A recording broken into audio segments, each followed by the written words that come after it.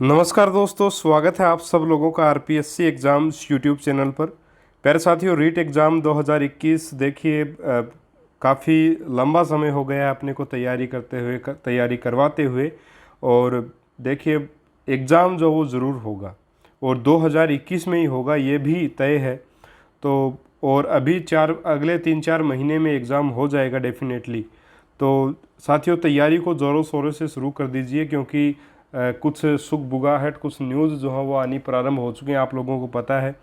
Meetings वगैरह भी हो जाएंगी, डेट भी डिसाइड हो जाएगी, दोबारा से फॉर्म भी रीओपन हो जाएंगे।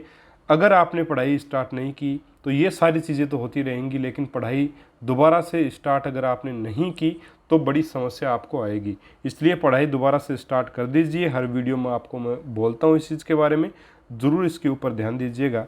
और आज अपन गणित का एक टॉपिक करने वाले हैं, चतुर्भुज का टॉपिक।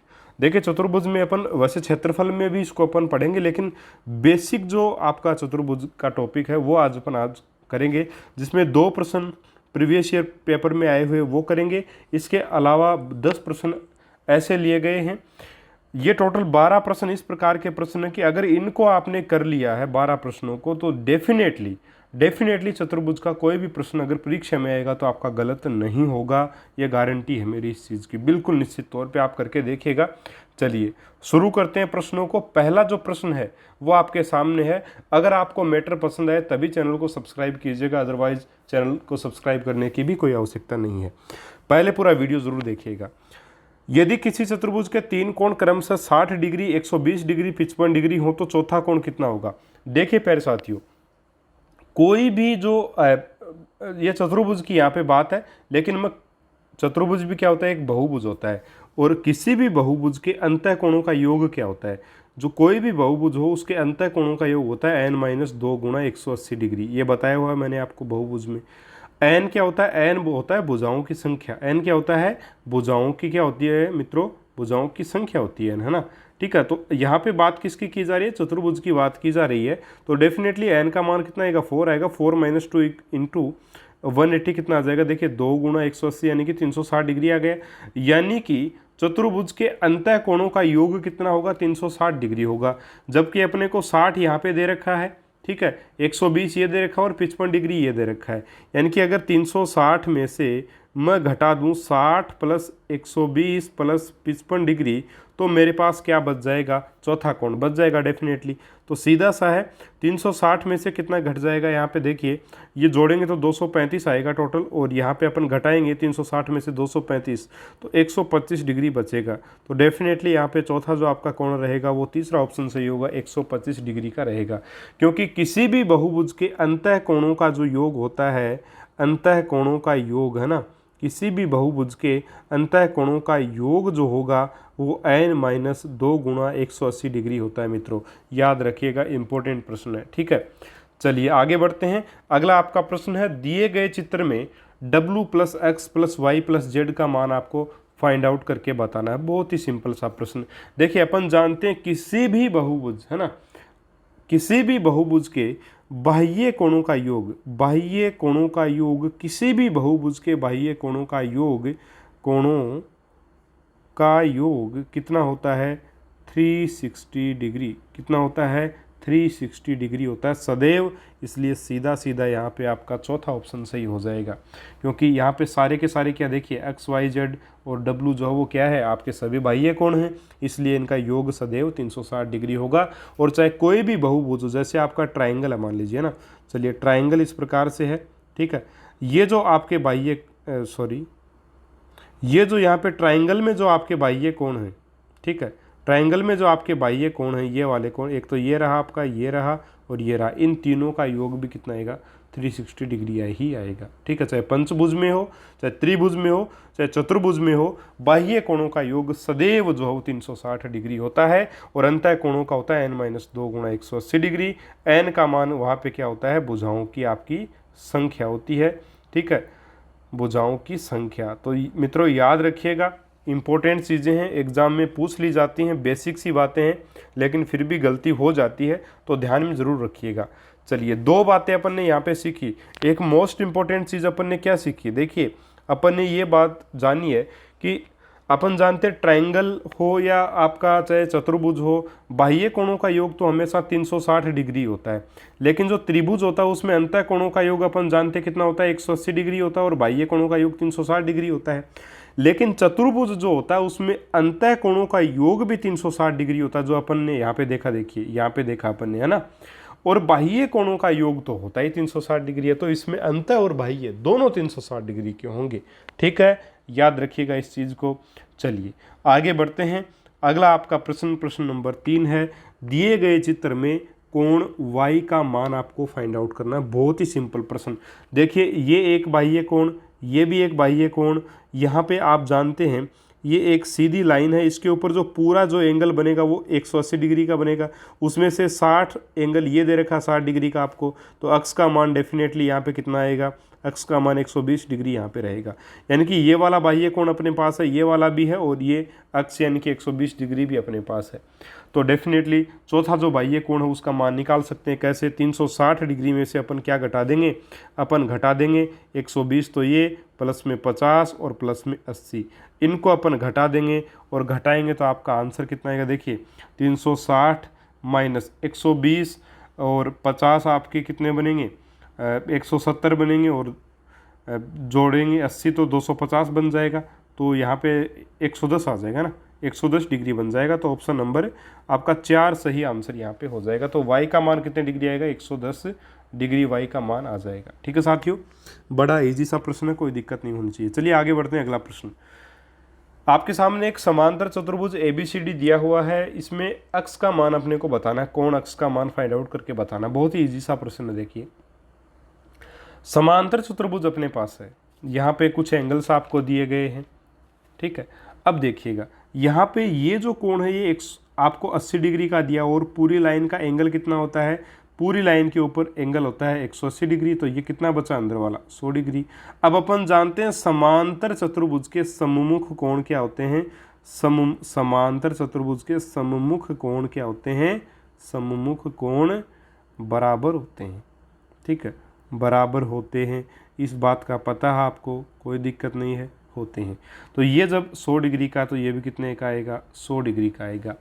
अब एक बात का और मुझे पता है कि ये समांतर अगर चतुर्भुज है तो यहाँ पे ये वाला एंगल, और इस प्रकार से ये इधर जाएगा ये वाला एंगल, ये क्या है y, ये यहाँ पे आपका किस प्रकार की आकृति बन रही है, z की, तो ये y का मान कितना आ जाएगा, 35 डिग्री। क्यों आया, क्योंकि एकांतर कोण की वजह से आया। किस कोण की वजह से आया, एकांतर कोण की वजह से। बिल्कुल आप समझ पाए होंगे, कोई दिक्कत नहीं होगी इस चीज़ में। ठीक है, y का मान आ गया 35 डिग्री। अब यहाँ पे आपका x जो है वो फाइंड आउट आपको करना है, ये x है। ठीक है, तो ये वाला भी क्या होगा, x ही होगा, जाहिर सी बात है, ये भी तो एकांतर कोण है। अब अपन जानते हैं चतुर्भुज के अंतः कोणों का योग है ना, चतुर्भुज के अंतः कोणों का योग कितना होता है, 360 डिग्री। अंतः कोणों का योग मित्रों होता है 360 डिग्री। अब देखिए इसमें एक अंतः कोण कौन कौन से, एक तो 100 डिग्री है, प्लस दूसरा एक और है अपने पास 100 डिग्री, प्लस एक 35 डिग्री है, और y का मान भी अपने पास 35 डिग्री है, तो y की जगह भी मैं 35 डिग्री लिख लूँगा, और प्लस में आपके पास x है और एक ये वाला x है। अंदर इतने कोण हैं और इन सभी कोणों का योग 360 डिग्री होगा, जाहिर सी बात है। अब देखिए यहाँ पे ये 200 बना, प्लस 35 दूनी कितना बना, 70 बना, प्लस 2x बना इक्वल्स टू 360 बना। यहाँ पे देखिएगा कितना आएगा, 270 आएगा, और प्लस में 2x इक्वल्स टू 360 आएगा, कहीं कोई दिक्कत नहीं। अब देखिए 2x इक्वल्स टू क्या आ जाएगा, 360 और माइनस 270 हो जाएगा इसमें से, तो 2x इक्वल्स टू आपके पास आ जाएगा 90 और x इक्वल्स टू आ जाएगा आपके पास 45 डिग्री। तो आपका आंसर जो हो जाएगा ऑप्शन नंबर 1 हो जाएगा 45 डिग्री। ठीक है साथियों, तो x का मान कितना आ जाएगा, 45 डिग्री। यहाँ पे आपका आसानी से आप मान फाइंड आउट कर सकते हैं। चलिए समलंब चतुर्भुज आपके पास एक 5वें प्रश्न में, और उसका नाम है PQRS, और उसमें जो एंगल R है वो 120 डिग्री का है, तो एंगल Q जो है वो फाइंड आउट करना है, और एंगल P भी आपको दे रखा है 70 डिग्री का। अब देखिए समलंब चतुर्भुज की दो भुजाएं आप क्या होती हैं, आपस में समांतर होती हैं। यानी कि अगर समलंब चतुर्भुज की प्रॉपर्टी में यहाँ पे लगाऊं तो जो PQ जो लाइन है, ये समानांतर है किसके, आर एस के समानांतर है, या एस आर भी अपन इसको बोल सकते हैं। चलिए एस आर लिख दें, वो ज़्यादा सही है ना। पी क्यू समानांतर है एस आर के। अब जब ये समानांतर हैं देखिए, दो लाइनें इस प्रकार से अगर समानांतर हैं और इसमें मैं एक लाइन इस प्रकार से खींचता हूँ, तो ये कौन से कोण होंगे आपके? ये अंतः कोण होंगे। कौन से कोण होंगे? अंतः कोण। और अंतः कोणों का योग कितना होता है? इनमें 180 डिग्री होता है। तो मित्रों ये देखिए, ये दोनों लाइनें समांतर लाइनें हैं, बिल्कुल समांतर हैं, और इनके बीच में ये लाइन खींची हुई है। तो ये वाले एंगल कौन से होंगे? आपके अंतः कोण होंगे, और इनका योग कितना होगा? 180 डिग्री होगा। तो ये अगर 60 डिग्री दे रखा है तो ये कितना बचा? यहाँ पे सिंपली 60 डिग्री बचा कि नहीं बचा? कोण क्यू का मान ही पूछा था, 60 डिग्री आपका आंसर हो जाएगा। अगर ये वाला एंगल पूछता, ये वाला एस का पूछता, तो देखिए ये 70 डिग्री है, तो ये आपका कितना बचेगा? 110 डिग्री। तो ये 110 डिग्री हो जाता। ठीक है, कोण एस का मान आएगा 110 डिग्री, कोण क्यू का पूछा है वो आ जाएगा आपके पास 60 डिग्री, बाकी तो दिए हुए हैं। ठीक है, और आया कहाँ से? अंतः कोण। ठीक है, अंतः कोण। भाई दो समांतर रेखाओं पर एक तिर्यक रेखा जब काटती है तो अंतः कोणों का योग 180 डिग्री होता है, बताया हुआ है रेखा और कोण वाले टॉपिक में। उम्मीद करूँगा बहुत अच्छे से इतनी सारी बातें आपको समझ आई होंगी। चलिए अभी प्रश्न अपन स्टार्ट करते हैं। प्रश्न नंबर 6, प्रश्न नंबर 6 और 7, उसके लिए यही डायग्राम अपना रहेगा। और एक समचतुर्भुज है और इसका नाम है ABCD। भाई नाम तो दिया हुआ है इसका ABCD, और ये एक समचतुर्भुज है, और इसके आधार पे अपने को 6 और 7 के प्रश्न का आंसर करना है। 6 का प्रश्न, x का मान फाइंड आउट करो। देखिए साथियों, समचतुर्भुज के जो विकर्ण होते हैं, ठीक है, विकर्ण याद रखिएगा, लिख देता हूं, समचतुर्भुज के विकर्ण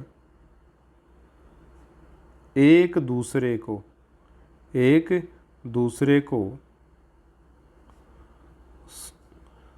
समकोण पर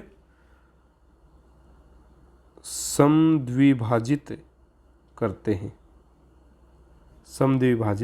करते हैं। ठीक है साथियों, ये चीज़ आपको ध्यान में रखनी है। समचतुर्भुज के विकर्ण एक दूसरे को समकोण पर समद्विभाजित करते हैं। ठीक है, तो देखिए यानी कि ये जो एंगल बनेगा ये सदैव क्या बनेगा? 90 डिग्री का बनेगा प्रत्येक तरफ, और पूरा 360, एक बिंदु की चारों तरफ जो एंगल होता है वो 360 होता है। 90 है, 90 है, 90 है, 90 है, इस प्रकार से बन जाएगा। ठीक है, इसमें तो कोई दिक्कत नहीं है। अब अपने को पूछा कि x का मान, अब देखिए यहाँ से लेकर के यहाँ तक अगर ये 6 सेंटीमीटर, तो डेफिनेटली ये वाली जो लंबाई है ये भी 6 सेंटीमीटर की रहेगी। क्यों रहेगी? क्योंकि देखिए समकोण पर क्या करते हैं? समद्विभाजित, यानी विकर्ण को समान दो भागों में बांटता है। तो ये 6 सेंटीमीटर, तो x का मान कितना आएगा? 6 आएगा। और इधर ये 8 है, तो y का मान कितना आ जाएगा? 8 सेंटीमीटर आ जाएगा। कोई दिक्कत नहीं मेरे हिसाब से। तो x का मान पूछा था, तो सिंपली सीधा सा आंसर हो जाएगा 6 सेंटीमीटर। ठीक है, चलिए आगे बढ़ते हैं। 7वां प्रश्न, कोण COD का मान ज्ञात कीजिए। देखिए COD कहाँ पे है? ये आपका रहा C, ये रहा O, और ये रहा D। तो आपको मान किसका पूछा है? देखिए दूसरा कलर ले लेते हैं ताकि अच्छे से हो जाए, समझ में आ जाए अपने को। यहाँ से एक तो ये कोण पूछा है ना, COD, CO और D, यानी ये एंगल पूछा है, तो ये एंगल तो सीधा सीधा आपके पास कितना आया? 90 डिग्री आया। तो यही आपका आंसर हो जाएगा सिंपली, है ना। चलिए, बात मेरे हिसाब से बिल्कुल क्लियर कट समझ आ गई होगी। 6 और 7 का प्रश्न क्लियर हो गया होगा, कोई दिक्कत नहीं होगी।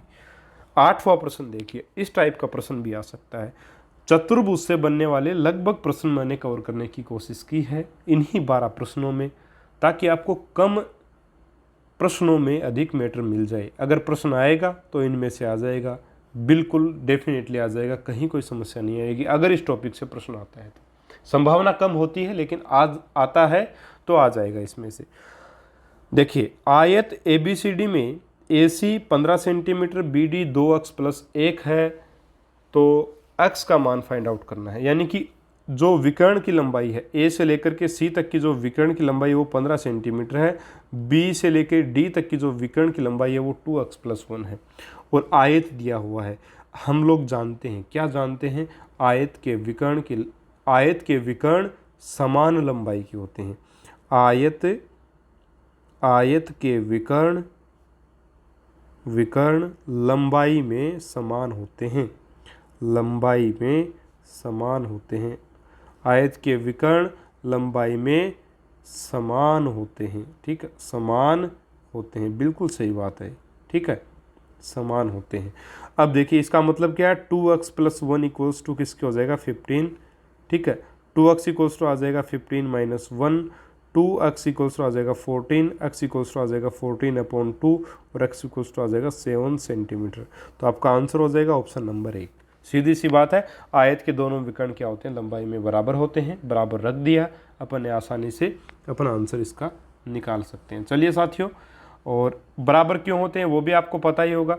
भाई आमने सामने की भुजाएं क्या होती हैं आयत की, यानी कि ए बी जो भुजा है, ए बी ये जो भुजा है ये आपकी सी डी भुजा के बराबर है, और ए डी जो भुजा है वो बी सी भुजा के आपके बराबर रहेगी। इस वजह से जो आपके विकर्ण हैं वो भी समान दूरी के इनमें होंगे, ठीक है। तुलना करके अपन ने आंसर निकाल लिया। चलिए 9वां प्रश्न आपके सामने, दिए गए चित्र में ए डी बराबर क्या है, बी सी है। ए डी जो है, ए डी यानी कि ये वाली रेखा किसके बराबर है, बी सी के बराबर दिया हुआ है। और जो बी डी है, बी डी यानी कि ये वाला जो आपका विकर्ण है बी डी, पूरा बी डी, बी से लेकर के डी तक पूरा बी डी किसके बराबर है, ए से लेकर सी तक ए सी विकर्ण के बराबर है। ये दोनों विकर्ण आपके क्या हैं, बराबर हैं। फिर बात करता है कि कोण ए डी बी, ये वाला जो एंगल है ये 40 डिग्री का आपको दिया हुआ है, ठीक है। तो कोण B C D, B C और डी, यहाँ पे बी सी डी एंगल नहीं पूछा है ना, ये गलती से मेरे हिसाब से हुआ है। बी सी डी एंगल नहीं पूछा अपने को बी सी ए एंगल पूछा है, ठीक है, बी सी ए ये एंगल पूछा है यहाँ पे। चलिए बी सी ए लिखना है, गलती से लिख दिया मैंने डी यहाँ पे। चलिए इसको सुधार देते हैं प्रश्न को ही, बी सी ए, ठीक है। बी सी ए यानी कि अपने को ये वाला एंगल बताना है, ठीक है, ये वाला एंगल कितना होगा। तो जाहिर सी बात है ये दोनों भुजाएं ए डी बराबर है बी सी के, ठीक है, और देखने में लग रहा है कि ये कौन सा आपका चतुर्भुज है, समलंब है। तो ये ए बी जो भुजा है ये समानांतर है डी सी भुजा के, इसमें भी कोई दो राय नहीं, बिल्कुल सही बात है, ठीक है। और जो तिर्यक रेखाएं हैं ये दोनों बराबर हैं, विकर्ण भी बराबर हैं, इसका मतलब ये कोण भी आपके क्या हो जाएंगे, बराबर होंगे डेफिनेटली, ठीक है। ये कोण भी क्या हो जाएंगे, आपके बराबर हो जाएंगे। आप यहाँ पे सर्वांग समता वाला नियम भी लगा सकते हैं, क्योंकि देखिए एक ट्रायंगल तो आपके पास ये वाला बन रहा है, ठीक है, एक ट्रायंगल तो ए बी डी आपके पास बन रहा है, एक ट्रायंगल आपका ए बी सी ट्रायंगल आपके पास बन रहा है। तुलना करेंगे तब भी सर्वांग समता के आधार पे इसका मान क्या आएगा, 40 डिग्री ही मित्रों आएगा, ठीक है। चाहे आप ए डी बी ट्रायंगल को ले लें, चाहे आप ए सी डी ट्रायंगल को ले लें, आपके पास सी का मान आपके पास 40 डिग्री ही आएगा। तो यहाँ पे सीधा सा आंसर ऑप्शन नंबर 3 ही रहेगा। आप सर्वांग समता के नियम से इसको देख सकते हैं, ठीक है। तो देखिए रेखा गणित जो है वो, जैसे अपन ने रेखा और कोण का टॉपिक पढ़ लिया, उसके बाद त्रिभुज की सर्वांग समता अपन ने पढ़ी, तो वो जो चीज़ें हैं त्रिभुज के बारे में पढ़ा है ना, तो वो चीज़ें आगे भी काम में आती जाएंगी। तो एक दूसरे से मिल कर के, जुड़ करके चलने वाली ये गणित होती है। तो थोड़ा सा चीज़ों को आपको ध्यान में ज़रूर रखना चाहिए, ठीक है। चलिए 10वां प्रश्न अपन करते हैं।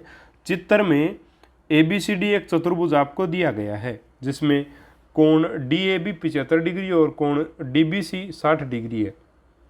तो कोण बी डी सी यानी ये वाला ट्रायंगल आपको एंगल जो फाइंड आउट करके बताना है, ठीक है साथियों।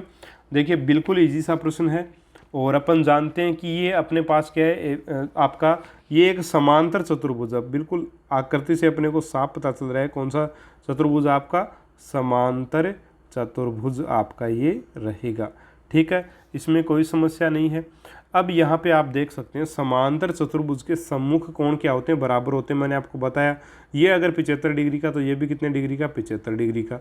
ये 60 डिग्री का है इस प्रकार से, तो ये यहाँ से जा कर के यहाँ एकांतर कोण बना देगा, तो ये भी कितने डिग्री का बनेगा, 60 डिग्री का।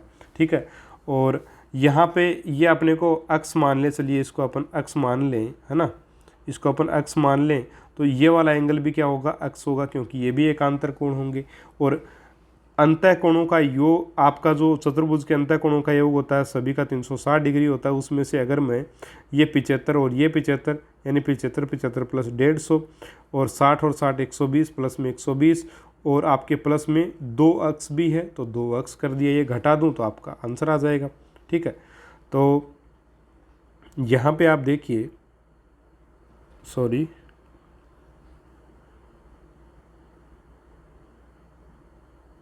हाँ जी, एक बार घटा के देखते हैं उसके बाद अपन कर लेंगे ना। ये सारा मिलकर के 360 डिग्री के बराबर है।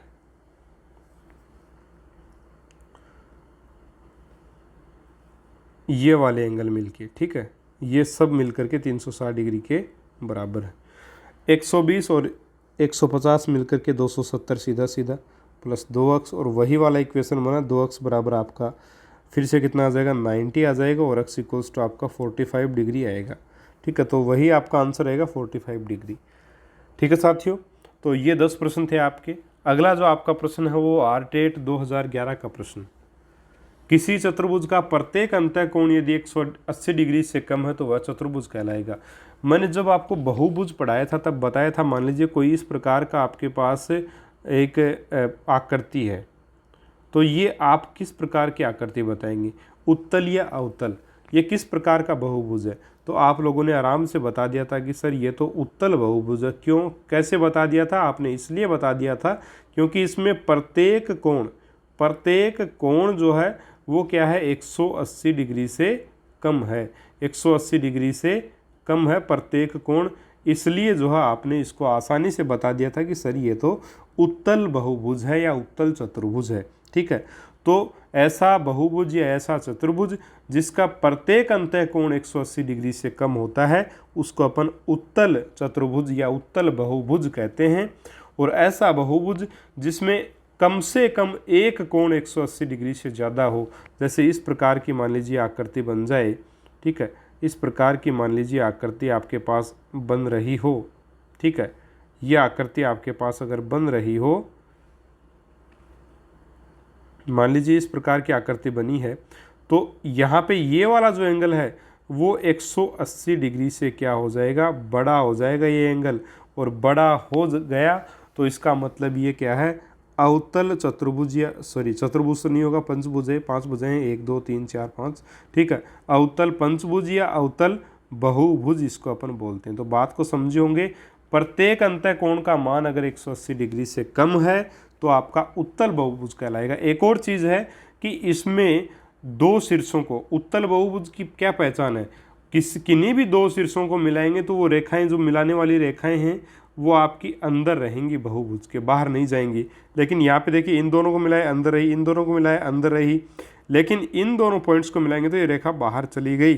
ठीक है, चली गई, इसका मतलब ये अवतल बहुभुज है। ठीक है, इस चीज़ के आधार पर भी आप पता लगा सकते हैं। तो ऑप्शन नंबर 2 सही होगा। आरटेट 2011 का प्रश्न था ये। प्रश्न नंबर 12 है आरटेट 2012 का प्रश्न कि एक चतुर्भुज की रचना के लिए कम से कम कितने अवयव ज्ञात होने आवश्यक हैं। 5 अवयव ज्ञात होने आवश्यक हैं। कौन कौन से 5 में बता देता हूँ। पहला अपन मान सकते हैं कि अपने पास या तो 2 भुजा हों और 3 कोण हों। 2 भुजा और 3 कोण अगर ये अपने पास है, अपन आराम से चतुर्भुज बना सकते हैं, कोई भी चतुर्भुज बना सकते हैं, आयत वर्ग समांतर चतुर्भुज समचतुर्भुज कुछ भी समलंब वगैरह है ना।